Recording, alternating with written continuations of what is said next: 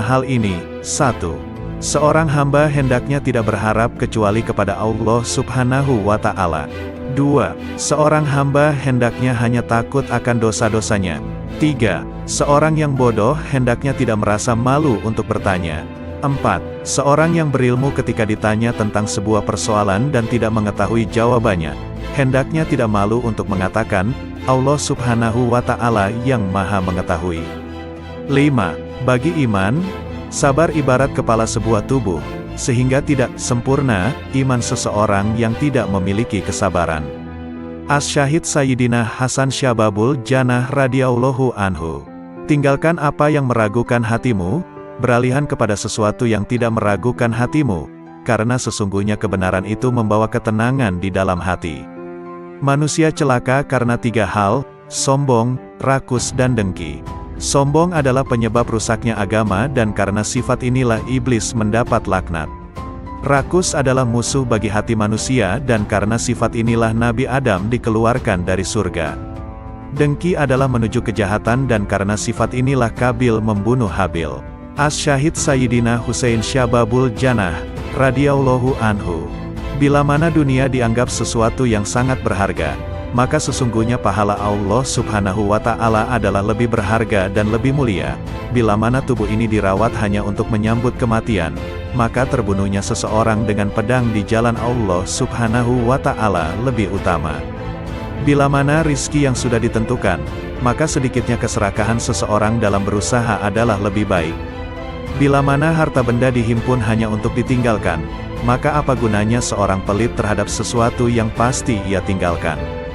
Sabar adalah mahkota, kesetiaan adalah harga diri, memberi adalah kenikmatan, banyak bicara adalah membual, omong kosong, tergesa-gesa adalah kebodohan, kebodohan adalah aib, berlebih-lebihan, dalam berkata, adalah omong kosong, berteman dengan orang yang ahli berbuat hina adalah kejahatan dan berteman dengan ahli kefasikan adalah pusat prasangka buruk.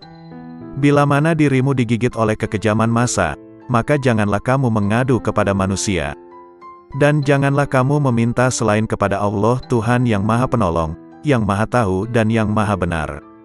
Karena seandainya kamu hidup dan kamu telah berkeliling dari belahan barat sampai ke belahan timur, maka tentu kamu tidak menemukan seorang pun yang mampu membuat orang lain bahagia atau sengsara. Syekh Al-Imam Ibrahim bin Adham radhiyallahu anhu. 10 pesan Ibrahim bin Adham. 1. Kalian mengenal Allah tetapi kalian tidak menunaikan haknya. 2. Kalian mengaku mencintai Rasul-Nya, tetapi kalian meninggalkan sunnahnya. 3. Kalian membaca Al-Quran, tetapi kalian tidak mengamalkan isinya. 4. Kalian banyak diberi nikmat karunia, akan tetapi kalian tidak mensyukurinya. 5. Kalian mengatakan bahwa setan adalah musuh, tetapi kalian justru mengikuti langkahnya. 6. Kalian mengaku bahwa surga adalah benar adanya, namun kalian tidak melakukan amalan-amalan yang mengantar ke sana. 7. Kalian mengaku bahwa neraka adalah benar adanya, tetapi kalian tidak lari dari panas siksanya. 8. Kalian mengaku bahwa kematian benar adanya, namun kalian tidak mempersiapkan diri ke sana. 9. Kalian sibuk mengurusi kekurangan orang lain, tetapi kalian lupa akan kekurangan diri sendiri. 10.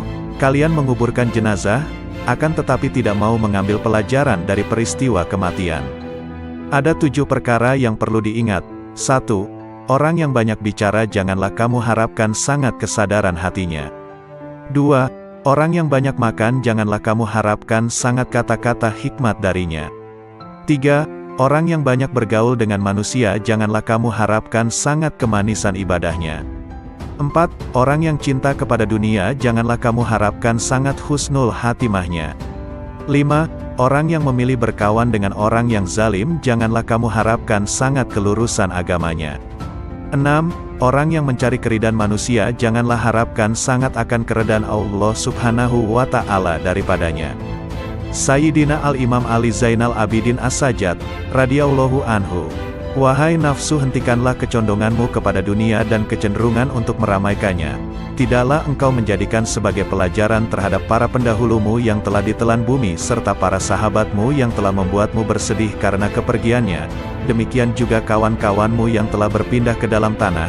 Mereka sekarang telah berada di dalam perut bumi, di balik permukaannya, kebaikan-kebaikan mereka ikut lebur menyatu di dalamnya. Sudah berapa banyak manusia-manusia yang telah dibinasakan oleh kekejaman masa dari abad ke abad, serta beberapa banyak manusia-manusia yang telah dirusak oleh bumi dengan bencana-bencananya, lalu mereka ditenggelamkan di dalam gumpalan tanahnya, dari berbagai jenis manusia yang pernah engkau ajak bergaul dan kemudian mereka kamu antarkan ke dalam kuburnya. Betapa banyak manusia yang telah ditipu oleh dunia dari mereka yang justru mendiaminya, dan betapa banyak manusia yang telah dibanting oleh dunia dari mereka yang justru menempatinya. Lalu dunia itu tidak mau mengangkatnya lagi dari keterpelesetannya, tidak menyelamatkannya dari kebinasaannya, tidak menyembuhkan dari kepedihannya, tidak membebaskannya dari penyakitnya, dan tidak melepaskannya dari penderitaannya. Amal yang paling utama di sisi Allah Subhanahu wa Ta'ala adalah sesuatu yang dilakukan menurut sunnah Rasulullah Sallallahu Alaihi Wasallam. Orang-orang yang menjadi pimpinan para manusia adalah orang-orang yang bermurah hati dan bertakwa, sedangkan di akhirat nanti, yang mulia adalah orang-orang ahli agama, ahli keutamaan dan orang ahli ilmu yang bertakwa, karena sesungguhnya ulama adalah ahli waris para nabi. Sayyidina Al-Imam Muhammad Al-Baqir, radhiyallahu anhu. Sesungguhnya petir dapat menyambar seorang mukmin atau bukan, tetapi tak akan menyambar orang yang berzikir. Wahai putraku, hindarilah sifat malas dan bosan, karena keduanya merupakan kunci keburukan. Sesungguhnya jika engkau malas, tidak akan banyak melaksanakan kewajiban. Jika engkau bosan, tak akan tahan dalam menunaikan kewajiban. Seburuk-buruknya seorang teman itu adalah seseorang yang hanya menemanimu ketika kamu kaya dan meninggalkanmu ketika kamu miskin. Jika engkau menginginkan suatu kenikmatan dapat terus engkau nikmati, perbanyaklah mensyukurinya. Jika engkau merasa rizki lambat datang, perbanyaklah istighfar. Jika engkau ditimpa kesedihan, perbanyaklah membaca la haula wala quwata illa billah. Jika engkau takut, ucapkanlah hasbunallah wa ni'mal wakil.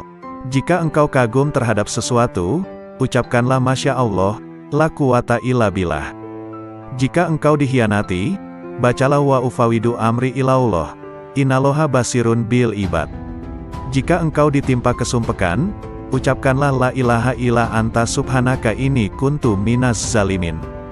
Sayyidina Al-Imam Ja'far As-Shadiq, Amudusi Saraf, radhiyallahu anhu. Keseimbangan tobat dan ibadah akan menimbulkan perilaku yang baik yang mendapat ridho dari Allah Subhanahu wa Ta'ala. Sebab dengan tobat kita akan menyadari akan semua kesalahan yang pernah kita lakukan, dan dengan tobat pula dapat meningkatkan amal ibadah kita kepada Allah Subhanahu wa Ta'ala. Sesuai sabda Rasulullah, apabila Allah menghendaki seseorang menjadi baik, maka Dia membuatnya menyadari akan kesalahan-kesalahannya. Tiada bekal yang lebih utama daripada takwa, tiada sesuatu yang lebih baik daripada diam, tiada musuh yang lebih berbahaya daripada kebodohan, tiada penyakit yang lebih parah daripada berbohong. Jika engkau mendengar suatu kalimat dari seorang muslim, maka bawalah kalimat itu pada sebaik-baiknya tempat yang engkau temui. Jika engkau tidak mampu untuk mendapatkan wadah tempat kalimat tersebut, maka celalah dirimu sendiri. Barang siapa yang menjaga hatinya dari kelalaian berzikir, melindungi dirinya dari jerat syahwat, serta menjaga akalnya dari penyimpangan, dia akan dikelompokkan ke dalam golongan mereka yang hidup hatinya. Kemudian bagi mereka yang menjaga diri dari memanfaatkan ilmu pengetahuan yang dimilikinya untuk kepentingan pribadi, yang memelihara keimanannya dari bid'ah-bid'ah yang merusak, serta memelihara hartanya dari sesuatu yang haram, maka dirinya akan dikelompokkan ke dalam golongan orang-orang yang soleh. Jika engkau menjumpai sesuatu yang tidak engkau sukai dari perbuatan saudaramu, maka carilah satu, atau bahkan sampai 70 alasan, untuk membenarkan perbuatan saudaramu itu.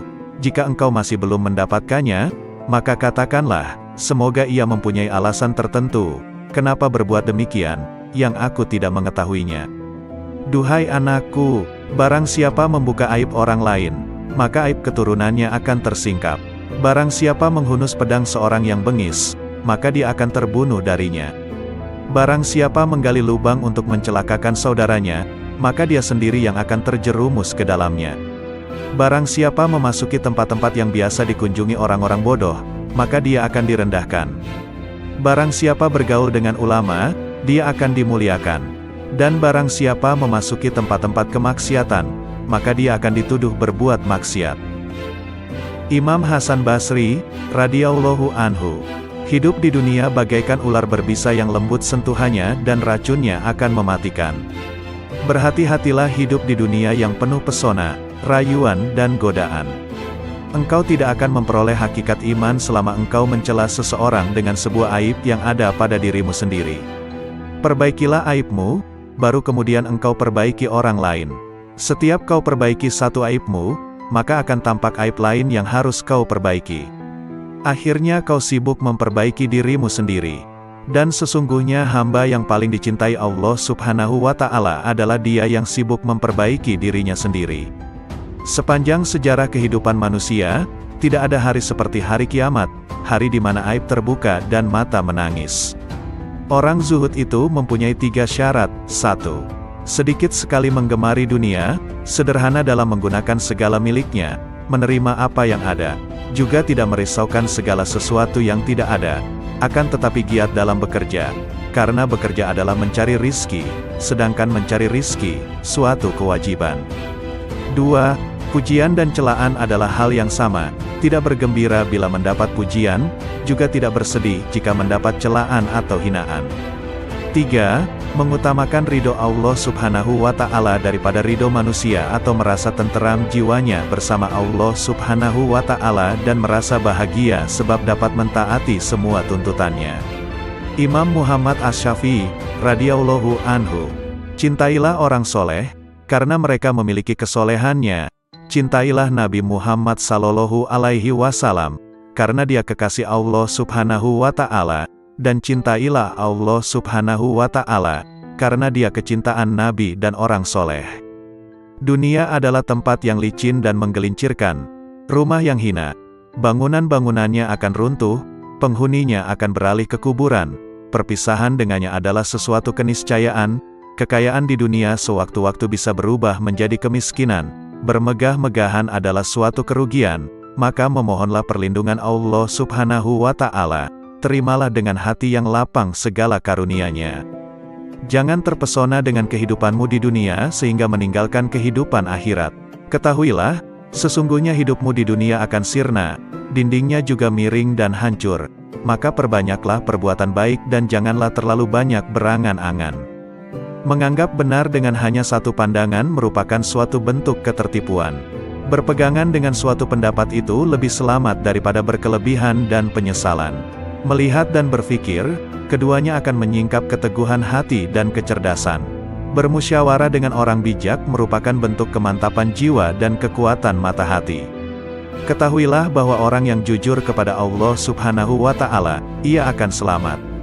Barang siapa yang bersemangat dengan agamanya, ia pun akan selamat dari kerusakan, dan barang siapa yang berlaku zuhud dengan urusan dunianya, niscaya kelak pahala Allah Subhanahu wa Ta'ala akan nampak indah di matanya. Tujuan dari ilmu adalah mengamalkannya, maka ilmu yang hakiki adalah yang terefleksikan dalam kehidupannya, bukannya yang bertengger di kepala. Jika engkau melihat seseorang berjalan di atas air dan bisa terbang di udara, maka janganlah kehebatan itu menjadikan kalian lengah dan terheran-heran kepadanya sampai kamu mengetahui secara persis atas apa yang dikerjakannya itu berlandaskan pada Al-Quran dan As-Sunnah. Jika rasa ujub menghinggapi aktivitasmu, maka lihatlah keridhaan siapa yang kau harapkan, pahala mana yang kau suka, sanksi mana yang kau benci. Maka jika engkau memikirkan satu di antara kedua hal ini, niscaya akan hadir di depan matamu apa yang sudah kamu lakukan. Bid'ah itu terbagi menjadi 2 macam, segala sesuatu yang baru dan tidak sejalan dengan Al-Quran, Sunnah, Atsar, Ijma itu merupakan bid'ah dalalah, bid'ah yang sesat. Sementara jika sesuatu yang baru itu tidak berseberangan dengan Al-Quran, hadis, Atsar dan Ijma maka sesuatu yang baru itu disebut bid'ah hasanah, bid'ah yang baik. Barang siapa yang dipancing untuk marah, namun ia tidak marah, maka dia tak ubahnya keledai, dan barang siapa yang diminta keridoannya namun tidak ridho, maka dia adalah syaitan. Tawadu adalah perkara yang sangat diidam-idamkan. Orang yang paling tinggi kedudukannya adalah mereka yang tidak melihat kedudukannya sendiri. Akan tetapi tawadu di hadapan orang yang tidak bisa menghargai orang lain merupakan bentuk kezaliman terhadap diri sendiri. Dasar ilmu adalah kemantapan dan buahnya adalah keselamatan. Dasar wara, menjaga diri dari sesuatu yang meragukan, adalah qanaah, menerima karunia Allah Subhanahu wa Ta'ala dengan dada yang lapang, dan buahnya adalah ketenangan batin. Dasar kesabaran adalah keteguhan hati dan buahnya adalah kemenangan. Dasar suatu aktivitas adalah taufik, pertolongan Allah Subhanahu wa Ta'ala, dan buahnya adalah kesuksesan. Dasar tujuan akhir dari segala perkara adalah sidik, benar. Di antara orang yang tidak mempunyai harga diri adalah mereka yang dengan mudahnya memberitahukan usianya kepada orang lain. Karena kalau usianya lebih muda, tentu mereka akan menganggapnya rendah, dan jika usianya lebih tua, tentu mereka akan beranggapan bahwa ia sudah pikun. Siapa yang merasa bahwa dalam dirinya terkumpul dua cinta, cinta dunia dan cinta kepada penciptanya, maka ia telah berdusta. Jika kalian melihat kitab yang di dalamnya ada catatan tambahan dan perbaikan, maka lihatlah kebenaran yang ada di dalamnya. Terimalah dariku 3 hal. 1. Jangan berbicara panjang lebar tentang sesuatu yang tidak baik perihal sahabat Rasulullah Sallallahu Alaihi Wasallam, karena kelak Rasulullah Sallallahu Alaihi Wasallam nantinya yang akan menjadi seterumu. 2. Janganlah kamu sibukkan dirimu dengan ilmu kalam. Sesungguhnya aku telah melakukan kajian dengan ahli ilmu kalam dan mereka telah melakukan taktil, meniadakan sifat Allah Subhanahu wa Ta'ala. 3. Dan janganlah menyibukkan dirimu dalam nujum, ramalan dengan bintang. Sayyidina Al-Imam Qutbil Rabbani Syekh Abdul Qadir Al-Jailani, radhiyallahu anhu. Hai orang-orang yang lalai, secara terang-terangan engkau menentang Allah Subhanahu wa Ta'ala yang maha benar dengan bermaksiat kepadanya tetapi merasa aman dari siksanya. Ketahuilah tak lama lagi rasa aman itu akan berubah menjadi ketakutan, masa luangmu menjadi kesempitan, kesehatanmu menjadi sakit, kemuliaanmu menjadi kehinaan, kedudukanmu menjadi rendah, kekayaanmu menjadi kemiskinan. Ketahuilah, rasa aman dari siksa Allah Subhanahu wa Ta'ala Azza wa Jalla yang akan kau peroleh di hari kiamat sesuai dengan rasa takutmu kepadanya di dunia ini. Sebaliknya, ketakutanmu di hari kiamat sesuai rasa amanmu dari siksa Allah di dunia. Sayangnya, engkau tenggelam di dunia dan terperosok ke lembah kelalaian, sehingga cara hidupmu seperti hewan. Yang kalian ketahui hanya makan, minum, menikah dan tidur. Keadaan kalian ini tampak nyata bagi orang-orang yang berhati suci. Rasa rakus terhadap dunia, keinginan untuk mencari dan menumpuk-numpuk harta telah memalingkan kalian dari jalan Allah dan pintunya. Hai yang ternoda karena ketamakannya, andai kata kau bersama penghuni bumi bersatu untuk mendatangkan sesuatu yang bukan bagianmu, maka kalian semua tidak akan mampu mendatangkannya. Oleh karena itu tinggalkanlah rasa tamak untuk mencari sesuatu, rezeki, yang telah ditetapkan untukmu, maupun yang tidak ditetapkan untukmu. Apakah pantas bagi seorang yang berakal untuk menghabiskan waktunya memikirkan sesuatu yang telah selesai pembagiannya? Tabir penutup kalbumu tak akan tersibak selama engkau belum lepas dari alam ciptaan, tidak berpaling darinya dalam keadaan hidup selama hawa nafsumu belum pupus, selama engkau melepaskan diri dari kemaujudan dunia dan akhirat, selama jiwamu belum bersatu dengan kehendak Allah Subhanahu wa Ta'ala dan cahayanya. Jika jiwamu bersatu dengan kehendak Allah Subhanahu wa Ta'ala dan mencapai kedekatan dengannya lewat pertolongannya, makna hakiki bersatu dengan Allah Subhanahu wa Ta'ala ialah berlepas diri dari makhluk dan kedirian, serta sesuai dengan kehendaknya tanpa gerakmu, yang ada hanya kehendaknya. Inilah keadaan fana dirimu, dan dalam keadaan itulah engkau bersatu dengannya, bukan bersatu dengan ciptaannya. Sesuai firman Allah Subhanahu wa Ta'ala, tak ada sesuatu pun yang serupa dengannya, dan dialah yang maha mendengar dan maha melihat. Anakku, pertama-tama nasihatilah dirimu, kemudian nasihatilah orang lain. Perhatikanlah dirimu, jangan mengurusi orang lain. Jangan mengurusi orang lain selama dalam dirimu masih ada sesuatu yang harus diperbaiki. Sungguh celaka, engkau mengetahui cara menyelamatkan orang lain. Engkau buta, bagaimana dapat menuntun orang lain? Hanya yang memiliki penglihatan tajamlah yang mampu menuntun umat manusia. Hanya orang yang mengenal Allah Subhanahu wa Ta'ala lah yang dapat mengembalikan manusia ke jalannya. Seseorang yang tidak mengenalnya, bagaimana dapat menuntun umat manusia ke jalannya? Kalian menghadiri majelis ilmu hanya untuk mencari jalan keluar bagi permasalahan duniawi kalian, bukan untuk mengobati penyakit hati. Kalian tidak mendengarkan nasihat para penceramah, tetapi meneliti kesalahan mereka, kemudian menghina dan menertawakannya. Kalian juga bermain-main dalam majelis. Sesungguhnya kalian sedang mempertaruhkan diri kepada Allah Subhanahu wa Ta'ala yang Maha Agung dan Maha Mulia. Segeralah bertobat, jangan mencontoh musuh-musuh Allah Subhanahu wa Ta'ala. Berusahalah untuk mengambil manfaat dari apa yang kalian dengar. Syekh Imam Al-Ghazali, radhiyallahu anhu. Renungkanlah pendeknya umurmu. Andai kata engkau berumur 100 tahun sekalipun, maka umurmu itu pendek jika dibandingkan dengan masa hidupmu kelak di akhirat yang abadi, selama-lamanya. Coba renungkan agar dapat beristirahat pensiun selama 20 tahun. Dalam 1 bulan atau setahun engkau sanggup menanggung berbagai beban berat dan kehinaan di dalam mencari dunia. Tetapi mengapa engkau tidak sanggup menanggung beban ibadah selama beberapa hari demi mengharapkan kebahagiaan abadi di akhirat nanti? Jangan panjang angan-angan, engkau nanti akan berat untuk beramal. Yakinilah bahwa tak lama lagi engkau akan mati. Katakan dalam hatimu, pagi ini aku akan beribadah meskipun berat.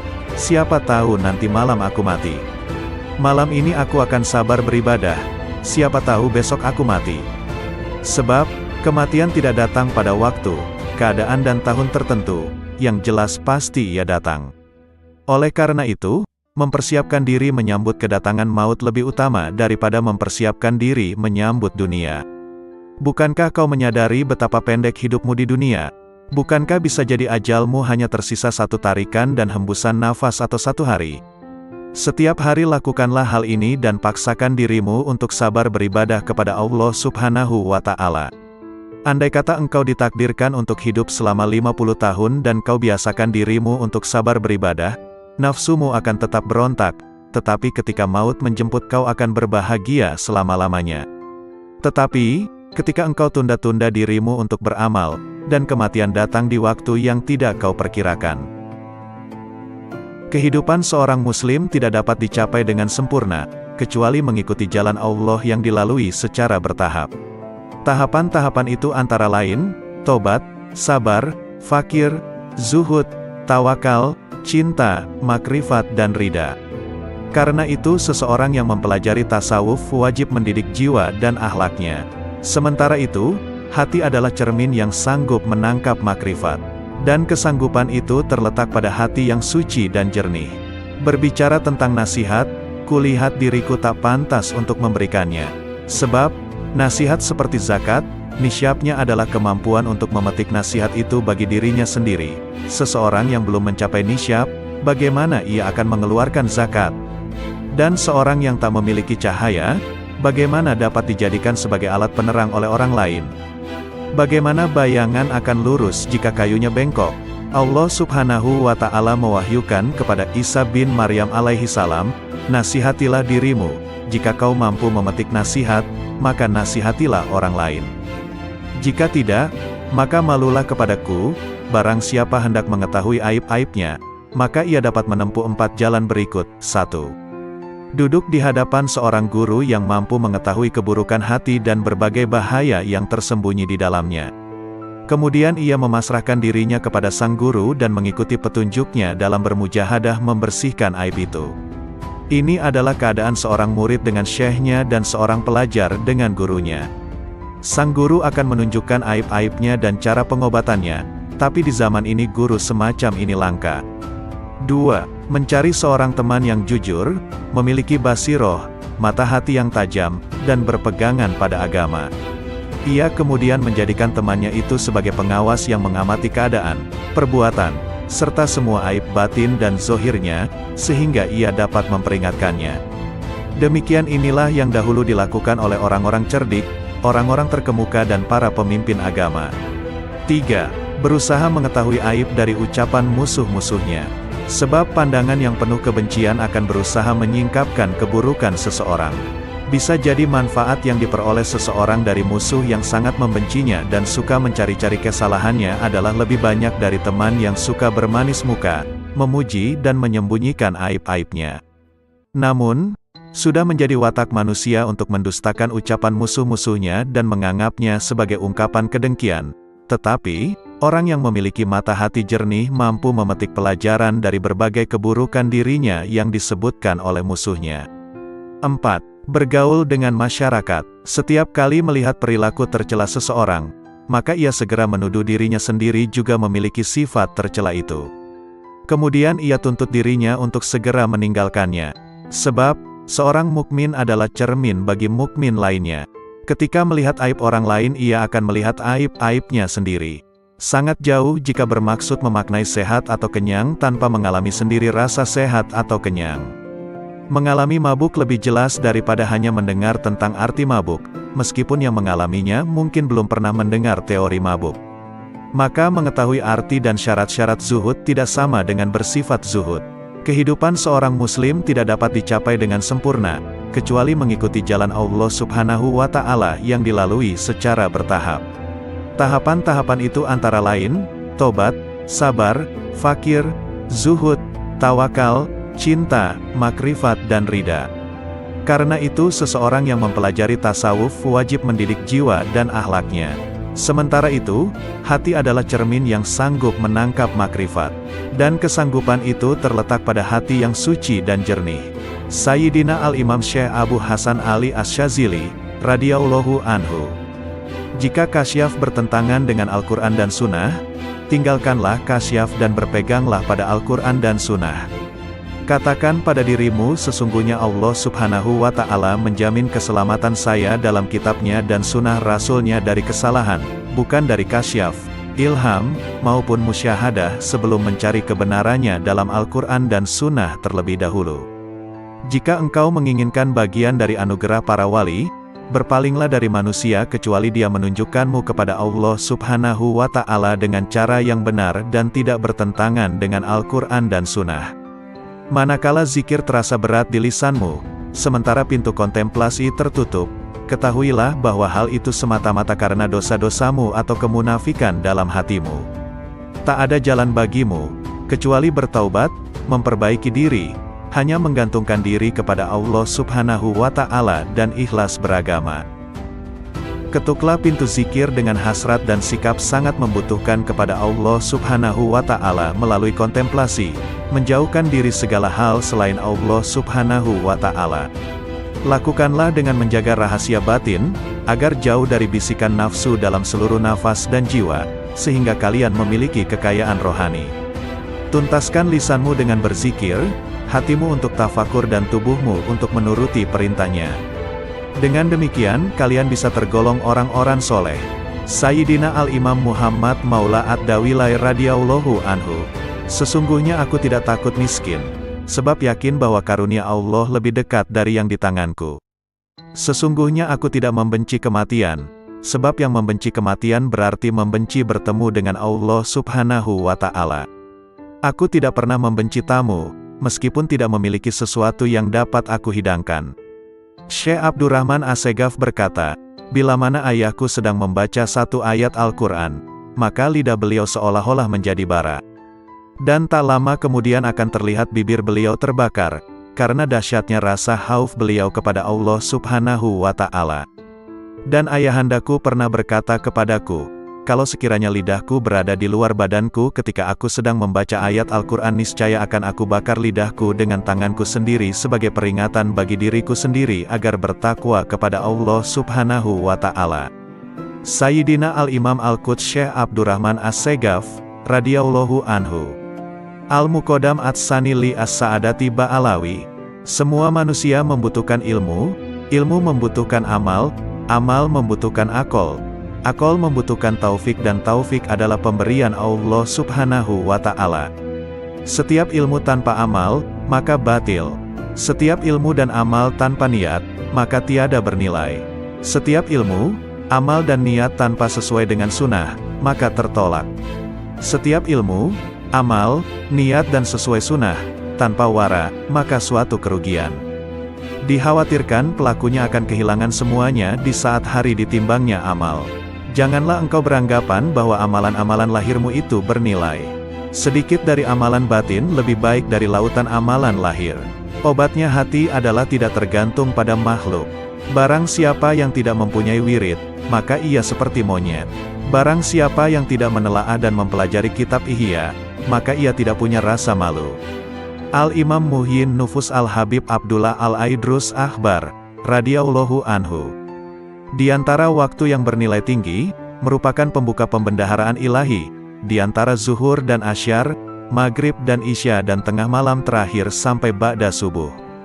Sumber segala kebaikan dan pangkal segala kedudukan dan keberkahan akan dicapai melalui ingat mati, kubur dan bangkai. Keridhaan Allah Subhanahu wa Ta'ala dan Rasul-Nya terletak pada mutalaah, mempelajari dan memperdalam Al-Quran dan hadis serta kitab-kitab agama Islam. Meninggalkan dan menjauhi ghibah adalah raja atas dirinya, menjauhi naimah, mengadu domba, adalah ratu dirinya, baik sangka kepada orang lain adalah wilayah dirinya, duduk bercampur dalam majelis zikir adalah keterbukaan hatinya. Peraslah jasadmu dengan mujahadah, memerangi hawa nafsu dunia, sehingga keluar minyak kemurnian. Barang siapa yang menginginkan keridhaan Allah, hendaklah mendekatkan diri kepada Allah Subhanahu wa Ta'ala, karena keajaiban dan kelembutan Allah terdapat pada akhir malam. Jangan kau abaikan sedekah pada setiap hari sekalipun sekecil atom.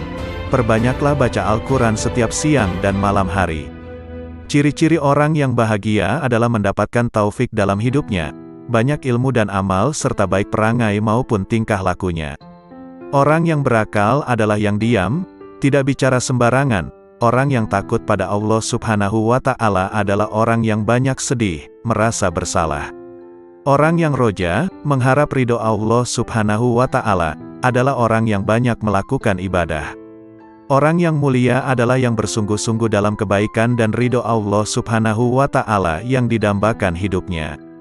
Orang yang bertaubat adalah yang menyesali perbuatannya, menjauhi pendengaran yang tidak bermanfaat, dan mendekatkan diri kepada Allah Subhanahu wa Ta'ala. Al-Imam Qutbil Irfan Al-Habib Ali As-Sakran, radhiyallahu anhu. Barang siapa memiliki hubungan dengan orang-orang yang telah meninggal dunia dengan terbiasa menghadiahkan pahala membaca Al-Quran, zikir, doa, sedekah dan ibadah lainnya, maka kelak di kubur dia tidak akan merasa kesepian. Bahkan setelah meninggal dunia dia akan merasa senang. Dia seperti orang yang berkunjung ke rumah teman yang pandai menghibur dan selalu memuliakannya. Saudaraku, jangan tinggalkan satupun sunnah dan adab yang terdapat dalam syariat, tanpa uzur, alasan yang benar. Sebab, Abdullah bin Mubarak radhiyallahu anhu berkata, barang siapa meremehkan adab, akibatnya dia akan meninggalkan sunnah. Dan barang siapa meremehkan sunnah, akibatnya dia akan meninggalkan yang wajib, akibatnya dia tidak akan memperoleh makrifat. Rasulullah Shallallahu Alaihi Wasallam bersabda, maksiat merupakan utusan, kurir, kekufuran. Memandang remeh hal-hal yang makruh akan mendorong seseorang untuk berbuat yang haram dan meremehkan yang haram akan mendorong seseorang untuk kufur. Oleh karena itu, wahai saudaraku, dengan berlandaskan sunnah dan hukum-hukum syariat, biasakan dirimu untuk menentang dan tidak mengikuti keinginan nafsu. Curahkanlah semua tenagamu untuk berjuang mendapatkan keridhaan Allah Subhanahu wa Ta'ala dan kesuksesan di hari esok. Al-Imam Qutbil Anfas Al-Habib Umar Al-Ettas, radhiyallahu anhu. Sumber-sumber ilmu tidak akan berkurang sedikit pun dari generasi terkemudian, akan tetapi pada umumnya mereka datang dengan membawa wadah yang bocor, sehingga tidak memperoleh ilmu kecuali sedikit. Sebagian orang yang datang dengan membawa bejana yang dapat mencukupi dalam waktu sebulan, ada juga yang mencukupinya hanya 8 hari, ada juga yang hanya mencukupinya sehari, tetapi ada juga yang dapat mencukupinya sepanjang hidupnya. Dulu di antara manusia ada yang datang membawa pelita lengkap dengan minyak dengan koreknya, yakni dengan persiapan yang lengkap, sehingga gurunya dapat menyalakan. Tetapi kini banyak di antara mereka yang datang kepada gurunya, tetapi mereka tidak membawa apapun yang gurunya dapat menyalakan. Hendaknya orang-orang yang menghendaki keselamatan akhirat meninggalkan tidurnya, demi untuk mendapatkan siraman rahmat di malam hari. Hendaknya kalian senantiasa menghadirkan hati kalian kepada Allah Subhanahu wa Ta'ala dan hendaknya kalian bertawakal kepadanya sepenuh hati, sebab Allah Subhanahu wa Ta'ala mengetahui dimanapun kalian berada. Alangkah entengnya musibah dalam agama menurut kalian, padahal kalian tidak pernah menyatakan belasungkawa andai kata aku terlambat sholat berjamaah. Bila waktu sholat telah tiba, tinggalkanlah semua kegiatanmu, sebab Allah Subhanahu wa Ta'ala lebih pantas diperhatikan daripada yang lain. Janganlah terlalu peduli dengan dunia dan penghuninya dan janganlah merasa iri pula dengan pakaian atau makanan yang dimiliki oleh penghuninya. Yang dikatakan orang baik adalah seorang yang telah melewati pintu surga sampai masuk ke dalamnya. Perbanyaklah membaca istighfar dan alhamdulillah sebanyak mungkin setelah membaca maulud. Perbanyaklah baca istighfar dan solawat, karena keduanya adalah sebaik-baik zikir yang dapat menolong kesulitan di masa kini. Perhatikan kebiasaan baik yang engkau inginkan, wafat dalam kebiasaan itu, karena itu tetaplah dalam kebiasaan itu, dan perhatikanlah kebiasaan buruk yang engkau tidak inginkan wafat dalam kebiasaan seperti itu, karena itu jauhilah kebiasaan itu. Tentang sabda Rasulullah Shallallahu Alaihi Wasallam, seseorang ada kalanya beramal kebajikan-kebajikan sampai antara ia dengan surga hanya tinggal sejengkal, tetapi dalam ketentuan ilahi, ia ditetapkan sebagai penghuni neraka, sehingga ia melakukan perbuatan-perbuatan amal penghuni neraka, sampai ia masuk neraka. Seseorang ada kalanya beramal kejahatan-kejahatan sampai antara ia dengan neraka hanya tinggal sejengkal, tetapi dalam ketetapan ilahi, ia ditetapkan sebagai calon penghuni surga, maka ia beramal penghuni surga, sampai ia masuk surga. Pendapat Habib Umar Al-Atta tentang sabda Nabi Shallallahu Alaihi Wasallam di atas. Seseorang yang selalu mengerjakan amalan ahli surga, kebanyakannya akan masuk ke dalam surga, sebab perbuatan lahiriah adalah lambang perbuatan batiniah. Jika ia masuk ke dalam neraka, maka hal itu jarang sekali. Hal itu seperti orang yang jatuh dari tempat yang tidak terlalu tinggi. Tentunya orang itu tidak akan berbahaya. Demikian pula seorang yang melakukan amal-amal ahli neraka, kebanyakannya ia akan masuk ke dalam neraka, tetapi jika ia masuk ke dalam surga, maka hal itu jarang sekali terjadi. Hal itu seperti orang yang jatuh dari puncak gunung, kebanyakan akan wafat. Al-Imam Qutbil Irsyad wal Bilad Al-Habib Abdullah Al-Haddad, radhiyallahu anhu. Sesungguhnya aku tidak ingin bercakap-cakap dengan masyarakat, aku juga tidak menyukai pembicaraan mereka, dan tidak peduli kepada siapapun dari mereka. Sudah menjadi tabiat dan watakku bahwa aku tidak menyukai kemegahan dan kemasyhuran. Aku lebih suka berkelana di gurun Sahara. Itulah keinginanku, itulah yang kudambakan. Namun, aku menahan diri tidak melaksanakan keinginanku agar masyarakat dapat mengambil manfaat dariku.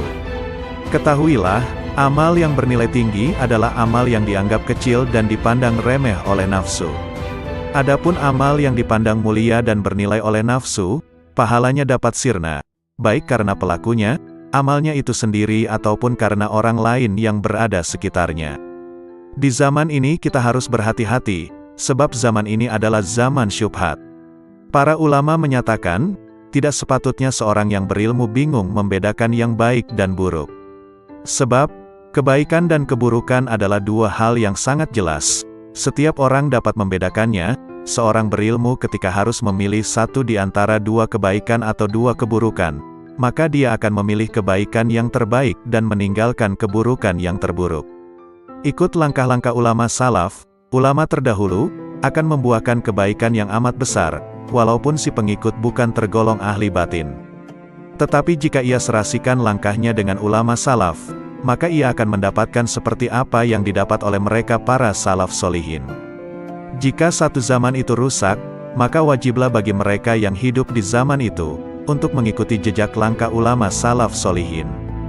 Jika tidak mampu menyamakan diri dengan mereka dalam setiap langkah, paling tidak hampir menyamai mereka, sebab setiap orang dalam kehidupan itu harus memiliki panutan, imam. Sedang orang yang tidak memiliki panutan, imam, maka panutannya adalah setan. Seorang murid, pencari jalan menuju Allah, tidak boleh menyakiti hati gurunya karena belajar dan ilmunya tidak akan diberi berkah. Ada kalanya seseorang murid, Pencari jalan menuju Allah, diuji dengan kemiskinan, kepapaan dan kesempitan dalam kehidupan. Maka hendaknya ia bersyukur kepada Allah Subhanahu wa Ta'ala, disebabkan dengan hal tersebut di atas dan harus beranggapan berprasangka bahwa takdir kehendak Allah menjadikan Anda miskin, papa dan susah serta sempit sebagai sebesar-besarnya kenikmatan karena dunia adalah musuh Allah. Anda harus bersyukur, maka Allah akan mengangkat derajatnya sama dengan para nabinya, para auliyanya dan hamba-hamba yang soleh. Ketahuilah bahwa rizki itu telah ditentukan dan telah dibagikan oleh Allah Subhanahu wa Ta'ala. Di antara hamba-hambanya ada yang diluaskan rezekinya dan dilapangkan kehidupannya, dan dikurangkan rizkinya menurut kebijaksanaannya. Bersifatlah qanaah, cukup, atas apa yang ditentukan Allah bagimu. Awas dan waspadalah dengan panjang angan-angan dan harapan tentang kehidupan di dunia, karena dunia akan menariknya untuk mencintai dunia, dan Anda akan terikat dengannya sehingga sukar untuk beribadat dan mengasingkan diri untuk menuju jalan akhirat. Aku tidak pernah melihat ada yang benar-benar memberi, selain Allah Subhanahu wa Ta'ala. Jika ada seseorang memberiku sesuatu, kebaikannya itu tidak meninggikan kedudukannya di sisiku, karena aku menganggap orang itu hanyalah perantara saja. Awas, jangan sekali-kali Anda mentaati syaikh, guru, itu hanya lahiriah semata, karena ketahuilah bahwa syaikh itu dapat melihat ketaatanmu padanya. Di belakangnya Anda membantah dan mendurhakai karena sangkaanmu, Anda sangka Allah tidak tahu kelakuanmu, sedangkan syekhmu itu dekat dengannya. Kalau Anda begitu akan mendapatkan kecelakaan, kesempitan dan kebinasaan. Bukankah Allah berjanji kepada barang siapa aku cintai maka penglihatannya adalah penglihatanku, pendengarannya adalah pendengaranku, mulutnya adalah mulutku, tangannya adalah tanganku dan kakinya adalah kakiku. Barang siapa memusuhinya atau menyakitinya, maka aku dan para malaikatku mengumandangkan perang terhadap dirinya. Persahabatan, pertemanan dan pergaulan memiliki pengaruh yang sangat kuat untuk membuat seseorang menjadi baik maupun buruk. Persahabatan dan pergaulan dengan orang-orang soleh dan berbudi membawa manfaat, sedangkan persahabatan dan pertemanan dengan orang-orang fasik dan durhaka membawa bahaya. Hanya saja manfaat persahabatan dengan orang soleh atau bahaya pergaulan dengan pendurhaka tersebut terkadang tidak tampak secara langsung, akan tetapi secara bertahap dan setelah berlangsung lama. Secara umum, pada awalnya kebaikan itu berat untuk dilakukan, tetapi akhirnya penuh dengan kenikmatan. Orang yang berbuat baik ibarat seorang pendaki gunung terjal. Ia tidak akan merasa tenang sebelum sampai ke puncaknya. Sedangkan keburukan awalnya manis dan akhirnya kelak berat. Orang yang melakukan perbuatan buruk adalah ibarat seorang yang jatuh dari puncak gunung atau atap sebuah rumah. Ia baru akan merasa kesakitan setelah mendarat di tanah. Tuntutlah ilmu dari orang-orang yang benar-benar mewarisi ilmu dari Rasulullah Shallallahu Alaihi Wasallam, yang sanad isnadnya, silsilah ilmunya sampai kepada Rasulullah. Para orang soleh itu setelah wafat hanya hilang jasadnya saja, pada hakikatnya masih hidup seperti sedia kala, malah tambah tajam pandangan basirohnya dan makin kuat tawajuhnya, menghadap kepada Allah Subhanahu wa Ta'ala. Al-Imam Syekh Abu Bakar bin Salim, radhiyallahu anhu. Orang yang bahagia adalah orang yang disenangkan oleh Allah tanpa alasan tertentu, dan orang yang sengsara adalah orang yang disengsarakan Allah tanpa sebab tertentu. Demikianlah menurut ilmu hakikat. Sedangkan menurut ilmu syariat, orang yang bahagia adalah orang yang oleh Allah diberi kesenangan dengan melakukan berbagai amal saleh, dan orang yang disengsarakan oleh Allah dengan meninggalkan amal-amal saleh dan melanggar syariat agama. Orang yang sengsara adalah orang yang mengikuti hawa nafsunya. Barang siapa mengenal dirinya, ia tidak akan melihat selain Allah Subhanahu wa Ta'ala. Barang siapa tidak mengenal dirinya, ia tidak akan melihat Allah Subhanahu wa Ta'ala. Barang siapa tidak memelihara waktunya, ia tidak akan selamat dari bencana. Dalam qanaah terdapat ketenteraman dan keselamatan, dalam tamak terdapat kehinaan dan penyesalan. Orang yang arif melihat aib-aib dirinya, sedang orang yang lalai melihat aib-aib orang lain. Dan orang yang bahagia adalah orang yang melawan hawa nafsunya, berpaling dari alam untuk menghadap kepada penciptanya, dan melewatkan waktu-waktu pagi dan sore dengan meneladani sunnah nabinya. Kesuksesanmu adalah ketika kamu membenci nafsumu dan kehancuranmu adalah saat kamu meridainya. Karena itu, bencilah nafsumu dan jangan meridainya. Niscaya kamu akan berhasil meraih segala cita-citamu, insya Allah. Berprasangka baiklah kepada sesama hamba Allah, sebab buruk sangka timbul karena tiadanya taufik. Ridalah selalu pada qada, bersikap sabarlah, walaupun musibah yang kamu alami teramat besar. Firman Allah, sesungguhnya hanya orang-orang yang bersabarlah yang akan dibalas dengan pahala tanpa batas. Az-Zumar, ayat 10.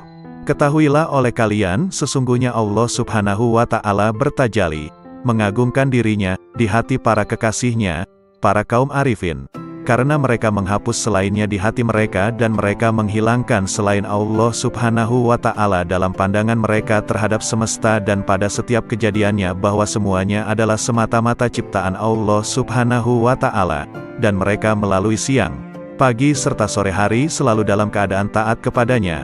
Mereka selalu beribadat serta berharap dan takut kepadanya, serta selalu ruku dan bersujud kepadanya. Mereka selalu dalam keadaan bahagia dan gembira serta ridho dengan segala ketentuan qada dan qadar yang telah ditentukan Allah Subhanahu wa Ta'ala atas mereka. Berkata Nabi Ayub alaihi salam, "Mana aku hendak memilih di antara dua perkara, maka aku akan memilih perkara yang ada ridho Allah Subhanahu wa Ta'ala di dalamnya karena hanya hal itulah yang mendatangkan kemaslahatan bagiku." Berkata kaum arifin, "Kalau sekiranya kedua mataku melihat selain Allah, maka akan kubutakan. Kalau sekiranya kedua telingaku mendengar selain Allah, maka akan kutulikan. Dan bila mana lidahku berkata yang tidak diperintahkan Allah, maka akan kupotong." Sedikit amal dari hati menyamai amal seluruh manusia dan jin. Sesungguhnya bala yang menimpamu pada saat lupamu, bila engkau menyadarinya adalah merupakan jalanmu untuk kembali mengenal Allah Subhanahu wa Ta'ala dan kembali mendekatkan dirimu kepadanya pada saat engkau meminta bala tersebut dihilangkannya, dan bala sesungguhnya adalah bila mana engkau melupakan Allah Subhanahu wa Ta'ala dan engkau lupa bahwa dirimu selalu fakir kepadanya. Beristiqomahlah kalian dalam setiap amal, karena para ahli kasyaf sekalipun semua bermohon kepada Allah Subhanahu wa Ta'ala agar mereka diberikan kekuatan dalam beristiqomah agar mereka tidak jatuh dalam keadaan terhijab darinya. Ketahuilah oleh kalian, makrifat kepada Allah Subhanahu wa Ta'ala adalah dengan kejelasan dan bukan dengan tersamar, dan bila mana seorang hamba diberinya makrifat kepadanya, maka ia pasti akan melihat semua amal yang dicintai oleh Rasulullah Sallallahu Alaihi Wasallam. Imam Ibnu Atta, radhiyallahu anhu, "Jika sebelumnya kau sedikit melakukan salat dan puasa sunnah, maka perbaikilah kekuranganmu dengan banyak bersalawat kepada Rasulullah Sallallahu Alaihi Wasallam. Andai kata sepanjang hidupmu engkau melakukan segala jenis ketaatan dan kemudian Allah Subhanahu wa Ta'ala bersalawat kepadamu sekali saja, maka satu solawat Allah ini akan mengalahkan semua amalmu itu. Sebab, engkau bersalawat kepada Rasulullah sesuai dengan kekuatanmu, sedangkan Allah Subhanahu wa Ta'ala bersalawat kepadamu sesuai dengan kebesarannya. Ini jika Allah Subhanahu wa Ta'ala bersalawat kepadamu sekali, lalu bagaimana jika Allah Subhanahu wa Ta'ala membalas setiap solawatmu dengan 10 solawat sebagaimana yang disebutkan dalam sebuah hadis sahih? Betapa indah hidup ini jika kau isi dengan ketaatan kepada Allah Subhanahu wa Ta'ala, dengan berzikir kepadanya dan bersalawat kepada Rasulullah Sallallahu Alaihi Wasallam. Orang yang menggunakan masa sehatnya untuk bermaksiat kepada Allah Subhanahu wa Ta'ala, adalah seperti seorang anak yang mendapat warisan dari ayahnya sebesar 1000 dinar, kemudian ia gunakan semua uang itu untuk membeli ular dan kalajengking yang sangat berbisa yang kemudian mengelilingi dan menggigitnya. Bukankah ular dan kalajengking tersebut akan membunuhnya? Kamu gunakan masa sehatmu untuk bermaksiat kepada Allah Subhanahu wa Ta'ala, maka nilaimu adalah seperti burung pemakan bangkai yang terbang berkeliling mencari bangkai, dimanapun ia dapatkan, maka ia segera mendarat. Jadilah seperti tawon, kecil tapi memiliki cita-cita yang mulia. Ia hisap wewangian dan ia produksi madu yang enak. Engkau telah terlalu lama bergelimang kemaksiatan, kini terjunlah ke dalam hal-hal yang dicintai Allah Subhanahu wa Ta'ala. Telah kujelaskan hakikat permasalahan ini kepadamu, tetapi orang yang lalai tidak akan sadar meskipun memperoleh berbagai rencana. Sebab wanita yang kurang waras akalnya ketika putranya mati, ia justru tertawa. Begitu pula dirimu, engkau tinggalkan sholat malam, puasa sunnah dan berbagai amal soleh lain yang dapat kau kerjakan dengan seluruh anggota tubuhmu, tetapi tidak sedikit pun engkau merasa sakit. Kelalaian telah membunuh hatimu. Orang hidup akan merasa sakit ketika tertusuk jarum, akan tetapi, sesosok mayat tidak akan merasa sakit meskipun tubuhnya dipotong-potong dengan sebilah pedang. Saat ini hatimu sedang mati, karena itu duduklah di majelis yang penuh hikmah, sebab di dalamnya terdapat hembusan karunia dari surga. Hembusan karunia itu dapat engkau temukan di rumahmu, di perjalananmu. Jangan tinggalkan majelis ilmu, andai kata dirimu masih melakukan banyak maksiat. Jangan berkata, apa manfaatnya aku datang ke majelis ilmu, sedangkan aku senantiasa bermaksiat dan tidak mampu meninggalkannya. Akan tetapi, lepaskanlah busur panahmu selalu. Jika hari ini tidak tepat sasaran, bisa jadi besok tepat sasaran. Engkau hendaknya berpikir untuk melakukan amal sebaik mungkin, bukan sebanyak mungkin.